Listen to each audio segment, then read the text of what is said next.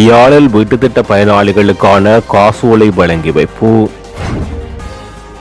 ஆசாத் மௌலானாவை சந்தித்ததே இல்லை, கோட்டபாய ராஜபக்ச பகிரங்கம். சுரேஷ் அலே விவகாரத்தில் சிஐடி மீது மனித உரிமை ஆணைக்குழு குற்றச்சாட்டு. உண்மைகளை கொட்டுவதே சுரேஷ் அலேவுக்கு பொருத்தம், நலிந்த ஜேதிச சுட்டிக்காட்டு. இராணுவத்தால் வடக்கு மற்றும் கிழக்கில் மீட்கப்பட்ட தங்க பொருட்கள், நீதிமன்றத்தில் சிஐடி வெளியிட்ட தகவல். சங்கீர்சனின் அடிப்படை உரிமை மீறல் மனு விசாரணைகள் ஒத்திவைப்பு. இந்திய அரசினால் இலங்கை இராணுவத்துக்கு மருத்துவ உபகரணங்கள் வழங்கி வைப்பு. நாடு தழுவிய ரீதியில் விசேட 6 நாள் டெங்கு ஒழிப்பு திட்டம் அரசாங்கம் அறிவிப்பு. உயிர்த்த ஞாயிறு பயங்கரவாத தாக்குதல்கள் குறித்து தனக்கு தெரிந்த உண்மைகளை குற்றப்புலனாய்வு திணைக்களத்திடம் வெளிப்படுத்துவதே சுரேஷ் அலே செய்ய வேண்டிய மிகச்சிறந்த செயலாகும் என அமைச்சரவை பேச்சாளரும் அமைச்சருமான நலிந்த ஜேதிச தெரிவித்துள்ளார். அதுவே ஒரு புலனாய்வு அதிகாரி என்ற ரீதியில் அவருக்கு பெருமையும் மதிப்பையும் வழங்கும் என சுட்டிக்காட்டியுள்ளார். மாறாக புலனாய்வு பிரதானியை மாற்றுமாறு கோரி போராடுவதோ அல்லது தான் தெரிந்து வைத்துள்ள முக்கிய தகவல்களை மறைத்து வைத்திருப்பதோ முற்றிலும் பொருத்தமற்ற செயலாகும் என குறிப்பிட்டுள்ளார். அரசாங்க தகவல் திணைக்களத்தில் நேற்று நடைபெற்ற அமைச்சரவை தீர்மானங்களை அறிவிக்கும் வாராந்த ஊடகவியலாளர் மாநாட்டில் அவர் இதனை தெரிவித்தார். இது குறித்து அவர் தெரிவிக்கையில், சுரேஷ் அலே தொடர்பாக மனித உரிமை ஆணைக்குழுவுக்கு கிடைத்துள்ள முறைப்பாட்டுக்கமைய விசாரணைகள் ஆரம்பிக்கப்பட்டு தற்போது முன்னெடுக்கப்பட்டு வருகின்றது.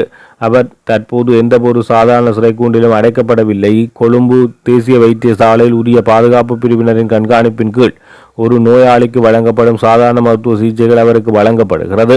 அவருக்கு வைத்தியசாலையில் தேவையான பாதுகாப்பை வழங்குமாறு பாதுகாப்பு தரப்பினருக்கு அறிவுறுத்தப்பட்டுள்ளது. அவர் தடுத்து வைக்கப்பட்டிருந்த குற்றப்புலனாய்வு திணைக்களத்தின் அருகில் முறையான காற்றோட்டமோ அடிப்படை வசதிகளோ இல்லை என கூறப்படுகிறது. சுரேஷ் அலேவுக்காக அரசு புதிய சொகுசு அறைகளை தயாரிக்கவில்லை. கடந்த அரசுகளின் காலத்திலும் தடுப்பு காவல் உத்தரவின் கீழ் கைதிகள் வைக்கப்பட்டிருந்த அதே சாதாரண அறைகளிலே அவரும் வைக்கப்பட்டார். இதற்கு முன்னர் அங்கு தங்கியிருந்தவர்கள் எவரும் இத்தகைய முறைப்பாடுகளை முன்வைக்கவில்லை. அவருக்கு தேவையான மருத்துவ சிகிச்சைகள் மற்றும் உறவினர்களை சந்திப்பதற்கான அனுமதிகள் எவ்வித தாமதமும் இன்றி வழங்கப்படுகிறது. பொதுவாக வைத்தியசாலையில் அனுமதிக்கப்பட்டு சில நாட்கள் உணவு உட்கொள்ளாமல் ஊசி மூலம் மருந்துகள் மற்றும் ஊட்டச்சத்துக்கள் செலுத்தப்படும் போது இவ்வாறான சாதாரண தொற்றுகள் ஏற்படுவது இயல்பானதே. இதற்கான சிகிச்சைகளும் தடையின்றி வழங்கப்பட்டு வருவதாக தெரிவித்தார். சொல்லிசை பாடகர் சங்கீசன் பயங்கரவாத தடுப்பு சட்டத்தின் கீழ் கைது செய்யப்பட்ட போது அதை ஆட்சேபித்து உயர்நீதிமன்றத்தில் தாக்கல் செய்யப்பட்ட அடிப்படை உரிமை மீறல் மனு நேற்று உயர்நீதிமன்றத்தில் எடுத்துக் கொள்ளப்பட்ட பின்னர் ஜூலை 14ஆம் தேதி வரை ஒத்திவைக்கப்பட்டது. நீதியரசர்கள் மஹிந்த சமயவர்த்தன, சோபித ராஜகருண மற்றும் சம்பத் அபயகோன் ஆகியோர் முன்னிலையில் இந்த மனு எடுத்துக் கொள்ளப்பட்ட போது மனுதாரர் தரப்பில் ஜனாதிபதி சட்டத்தரணி எம் ஏ சுமந்திரன் முன்னிலையாகியிருந்தார். வழக்கு தாக்கல் செய்யப்பட்ட சமயத்துக்கும் இப்போதைய நிலைமைக்கும் இடையில் சில மாற்றங்கள் இருக்கின்ற காரணத்தால் இந்த வழக்கு தாக்கல் தொடர்பாக என்ன நடவடிக்கை எடுப்பது என்பது குறித்து மனுதாரரின் கருத்து எழுத்து மூலம் அறிய தகவல் அனுப்பப்பட்டுள்ளது. அது கிடைக்கும் வரை மனுவை ஒத்திவைக்கலாம் என சுமந்திரன் தெரிவித்துள்ளார். அரசு தரப்பில் மேலதிக சொலிசிட்டர் ஜெனரல், ஜனாதிபதி சட்டத்தரணி அசாத் நாவி முன்னிலையாகியுடன் மனுதாரை நியமிக்கப்பட்ட சட்டத்தரணியான மோகன் பாலேந்திராவும் அன்றில் முன்னிலையாகியிருந்தமை குறிப்பிடத்தக்கது. அரச புலனாய்வு பிரிவின் முன்னாள் பிரதானி சுரேஷ் அலே விவகாரத்தில் குற்றப்புலனாய்வு திணைக்கள அதிகாரிகள் மீது இலங்கை மனித உரிமை ஆணைக்குழு குற்றச்சாட்டுக்களை முன்வைத்துள்ளது.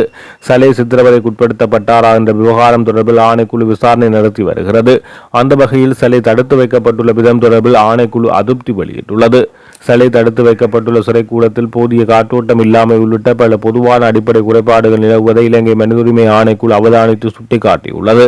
தடுப்பு காவலில் உள்ள சுரேஷ் அலே பல்வேறு சித்திரவதைகளுக்கு ஆளாக்கப்படுவதாக கிடைத்த முறைப்பாடு குறித்து ஆணைக்குழு தொடர்ந்து விசாரணைகளை முன்னெடுத்து வருவதாக தெரிவித்துள்ளது. இந்த விவகாரம் தொடர்பாக குற்றப்புலனாய்வு திணைக்கள அதிகாரிகளிடம் நேற்று வாக்குமூலம் பெற வேண்டியிருந்ததாக மனித உரிமை ஆணைக்குழுவின் ஆணையாளர் நிமல்ஜி புஞ்சிகேபா தெரிவித்துள்ளார். குற்றப்புலனாய்வு திணைக்கள தடுப்பு காவலில் உள்ள சுரேஷ் அலே சித்திரவதைக்கு உள்ளாக்கப்படுவதாக கூறி கடந்த சில நாட்களுக்கு முன்னர் அவரது உறவினர்களால் மனித உரிமை ஆணைக்குழுவில் இந்த முறைப்பாடு அளிக்கப்பட்டது. இந்த முறைப்பாடு குறித்து சிஐடி அதிகாரிகளுக்கு மனித உரிமை ஆணைக்குழு ஏற்கனவே அறிவுறுத்தியுள்ளது. சுரேஷ் அலே தடுத்து வைக்கப்பட்டிருந்த சிறைக்கூடத்துக்கு அருகில் உள்ள ஏனைய கைதிகள் மற்றும் குற்றப்புலனாய்வு திணைக்கள அதிகாரிகளிடம் பலரிடமும் ஆணைக்குழு ஏற்கனவே வாக்குமூலங்களை பதிவு செய்துள்ளமை குறிப்பிடத்தக்கது. இலங்கை இராணுவத்தால் வடக்கு கிழக்கு மாகாணங்களில் நடைபெற்ற இராணுவ நடவடிக்கைகளின் போது மீட்கப்பட்ட 161 லட்சம் மதிப்புள்ள 10,000 தங்கப் பொருட்களின் இடையிடல் நிறைவடைந்துள்ளதாக குற்றப்புலனாய்வு பிரிவு அறிவித்துள்ளது. இந்த விடயத்தை குற்றப்புலனாய்வு திணைக்களம் நேற்று கொழும்பு பிரதான நீதவான் அசங்க எஸ் போதரகமவிடம் இதனை தெரிவித்துள்ளார்கள். இந்த 10,000 தங்க பொருட்களில் தற்போது மத்திய வங்கியின் பாதுகாப்பில் உள்ளதாக குற்றப்புலனாய்வு பிரிவு நீதிமன்றத்தில் தெரிவித்துள்ளது. இந்த 10,000 தங்க பொருட்களின் எடையை அளவிட சுமார் 1 வருடமானது என்றும் குற்றப்புலனாய்வுத்துறை நீதிமன்றத்தில் அறிவித்துள்ளது. மேலும் தங்க பொருட்கள் குறித்து நீதிமன்றத்தில் ஒரு விரிவான அறிக்கையை சமர்ப்பிக்குமாறு குற்றப்புலனாய்வு பிரிவுக்கு நீதிபதி உத்தரவிட்டுள்ளார். குறித்த தங்க பொருட்களை தேசிய ரத்தினக்கல் மற்றும் ஆபரண அதிகார சபைக்கு அனுப்பி நீதிமன்றத்தில் ஒரு அறிக்கை சமர்ப்பிக்குமாறு கொழும்பு பிரதான நீதிபதி முந்தைய நீதிமன்ற அமர்வில் உத்தரவிட்டார்.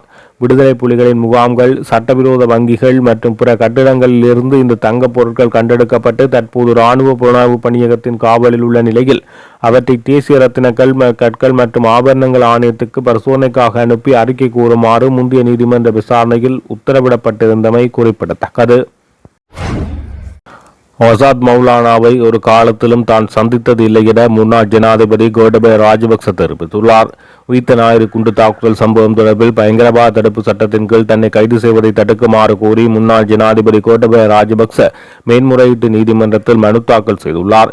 ஆட்சி அதிகாரத்தை பெறுவதற்காக உயிர்த்த ஞாயிறு குண்டு தாக்குதலில் 250க்கும் அதிகமானோர் கொல்லப்பட்டனர்.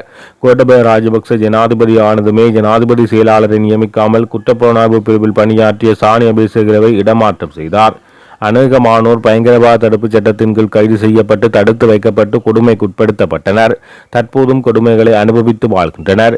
இலங்கையில் தற்போதைய அரசியல் மற்றும் சமூக பதற்றத்தை வெளிச்சமிட்டு காட்டும் இந்த விவகாரத்தின் பின்னணி, உள்நோக்கங்கள் மற்றும் விரிவான அரசியல் பகுப்பாய்வுகளை தொடர்பாக தகவல்கள் வெளியாகியுள்ளது. முன்னாள் அரச புலனாய்வு பிரிவு பிரதானி சாலேவுக்கு எதிராக தற்போதைய அரசாங்கம் முன்னெடுத்து வரும் பழிவாங்கும் விசாரணைகள் மற்றும் நாட்டின் தற்போதைய பொருளாதார நெருக்கடிகள் குறித்து புதிய ஐக்கிய முன்னணி கடுமையான விமர்சனங்களை முன்வைத்துள்ளது. அத்துடன் நாட்டை நாளுக்கு நாள் படுகொலிக்குள் தள்ளி வரும் தற்போதைய திசைகாட்டி அரசாங்கத்தின் ஆயுட்காலம் முடிவுக்கு வந்துவிட்டதாக அந்த கூட்டமைப்பு சுட்டிக்காட்டியுள்ளது. கொழும்பில் உள்ள ஸ்ரீலங்கா சுதந்திர கட்சி தலைமையகத்தில் நேற்று நடைபெற்ற விசேட ஊடகவியலாளர் சந்திப்பில் கலந்து கொண்டு உரையாற்றிய புதிய ஐக்கிய முன்னணியின் முக்கியஸ்தர்களான ஜனக ரணவக மற்றும் சுகீஸ்வர பண்டார் ஆகியோர் இவ்வாறு தெரிவித்தனர். முன்னாள் புலனாய்வு பிரிவு பிரதானி சுரேஷ் ஆலையின் பெயரை கேட்டாலே தற்போதைய அரசாங்கம் அச்சத்தில் நடுங்க தொடங்கியுள்ளது. நாட்டுக்காக தனது உயிரை பணயம் வைத்து அர்ப்பணிப்புடன் செயற்பட்ட ஒரு உயர்மட்ட புலனாய்வு அதிகாரியை எவ்வித மனித நேயமும் இன்றி பழிவாங்கும் நோக்குடன் சிஐடியினர் விசாரித்து வருகின்றனர். சுரேஷ் ஆலைவை கட்டாயப்படுத்தி தரையில் அமர வைத்து சீமேந்து தரையிலே அவருக்கு உணவு வழங்கும் அளவுக்கு மோசமான சித்திரவதைகள் உள்ளே அரங்கேறி வருகின்றது. இது சட்டம் தன் கடமையை செய்யும் உத்தியோகபூர்வ முறைமை அல்ல.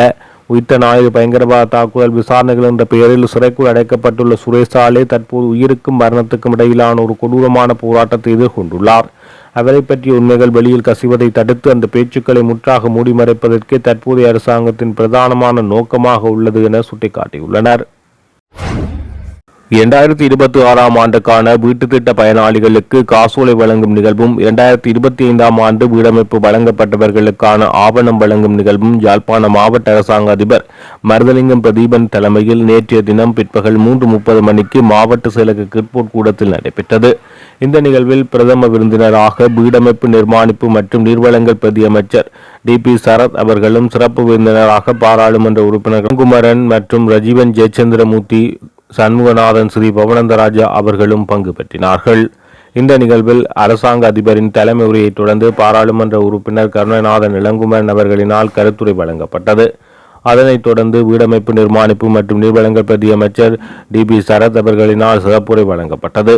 யாழ்ப்பாணம் மாவட்டத்தில் தலா 2 மில்லியனில் நடைமுறைப்படுத்தப்படும் 827 வீடுகளில் நேற்றைய தினம் 125 பயனாளிகளுக்கு முதற்கட்டமாக 4 லட்சம் ரூபாய் வீதம் காசோலை வழங்கப்பட்டதுடன் 2025ஆம் ஆண்டு பூர்த்தி செய்யப்பட்ட வீடுகள் முதற்கட்டமாக 180 பயனாளிகளுக்கு வீடமைப்பு திட்டத்துக்கான ஆவணங்கள் கையளிக்கப்பட்டது.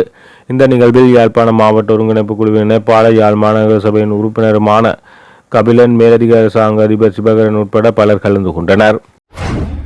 நாட்டில் கடந்த வருடத்துடன் ஒப்பிடுகையில் டெங்கு நோயாளர்களின் எண்ணிக்கை பாரியளவில் அதிகரித்து மிகவும் ஆபத்தான நிலைமை ஏற்பட்டுள்ளது. இந்த நிலைமையை தொடர்ந்து அதிகரித்து செல்லும் டெங்கு பரவலை நிறுத்துவதற்காக சுகாதார அமைச்சின் நேரடி மேற்பார்வையில் நாடு தழுவிய ரீதியில் விசேட 6 நாள் டெங்கு ஒழிப்பு திட்டம் ஆரம்பிக்கப்பட்டுள்ளதாக அமைச்சரவை பேச்சாளர் அமைச்சர் நலிந்த ஜேதிச தெரிவித்துள்ளார். கொழும்பில் உள்ள அரசாங்க தகவல் திணைக்களத்தில் இடம்பெற்ற அமைச்சரவை தீர்மானங்களை அறிவிக்கும் வாராந்த ஊடகவியலாளர் மாநாட்டில் அவர் இதனை தெரிவித்தார்.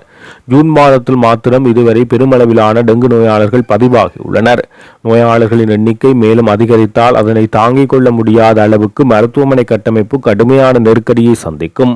இந்த நெருக்கடியை சமாளிப்பதற்காக நோயாளர்களை பிராந்திய மற்றும் ஆரம்ப கட்ட மருத்துவமனைகளுக்கு மாற்றும் நடவடிக்கைகள் தற்போது சுகாதார பிரிவினரால் முன்னெடுக்கப்பட்டு வருகிறது.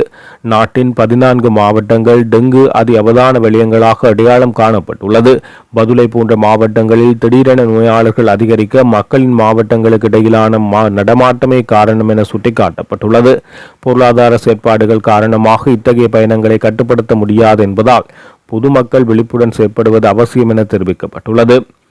டெங்கு பரவலை கட்டுப்படுத்தும் நோக்கில் ஜூன் 15 முதல் 20ஆம் தேதி வரையான 6 நாட்கள் விசேட தூய்மைப்படுத்தல் நடவடிக்கைகளாக பிரகடனப்படுத்தப்பட்டுள்ளது.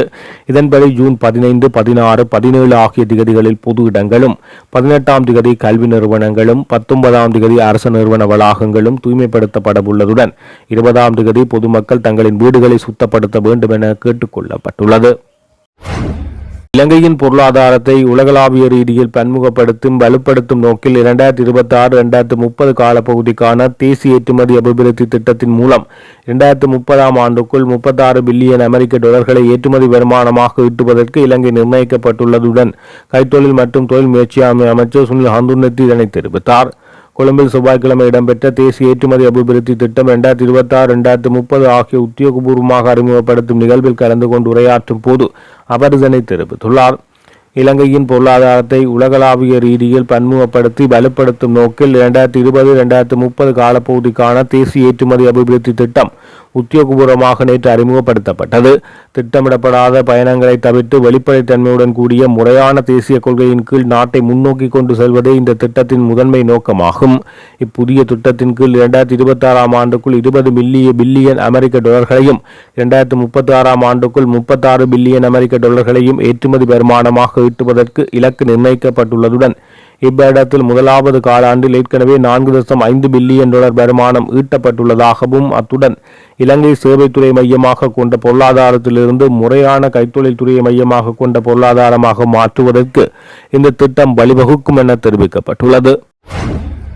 இலங்கைக்கும் இந்தியாவுக்கும் இடையிலான நீண்டகால நட்புறவையும் பாதுகாப்பு ஒத்துழைப்பையும் மேலும் வலுப்படுத்தும் வகையில் இந்திய அரசாங்கம் 5 மில்லியன் அமெரிக்க டாலர் மதிப்பிலான பாதுகாப்பு மற்றும் மருத்துவ உபகரணங்களை இலங்கை இராணுவத்துக்கு நன்கொடையாக வழங்கியது.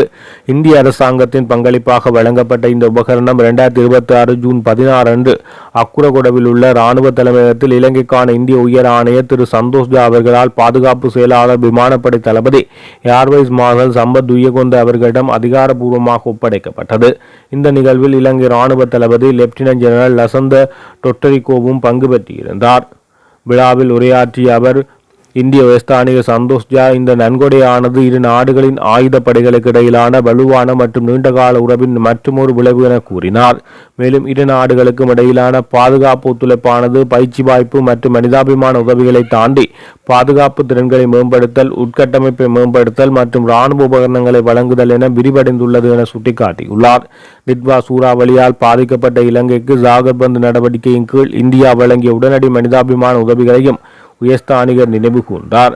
அந்த நடவடிக்கைகளில் இலங்கை இந்திய படைகளுடன் நெருங்கிய ஒருங்கிணைப்பில் தேடுதல் மற்றும் மீட்பு பணிகள், மருத்துவ உதவி மற்றும் உட்கட்டமைப்பு புனரமைப்பு ஆகியவை மேற்கொள்ளப்பட்டது. ஜனாதிபதி மற்றும் பாதுகாப்பு அமைச்சு சார்பாக பாதுகாப்பு செயலாளர் சம்பத் துய்யகொண்ட அவர்கள் இந்த நல்வாய்ப்பில் இந்திய அரசாங்கத்துக்கு தனது நன்றியை தெரிவித்ததோடு இயற்கை அனர்த்தங்கள், பொருளாதார மீட்பு செயல்முறைகள், திறன் மேம்பாடு மற்றும் பாதுகாப்பு ஒத்துழைப்பு உள்ளிட்ட சவாலான காலங்களில் இந்தியா ஒரு நம்பகமான பங்காளியாக இலங்கைக்கு தொடர்ச்சியான ஆதரவை வழங்கி வந்துள்ளது என வலியுறுத்தியுள்ளார்.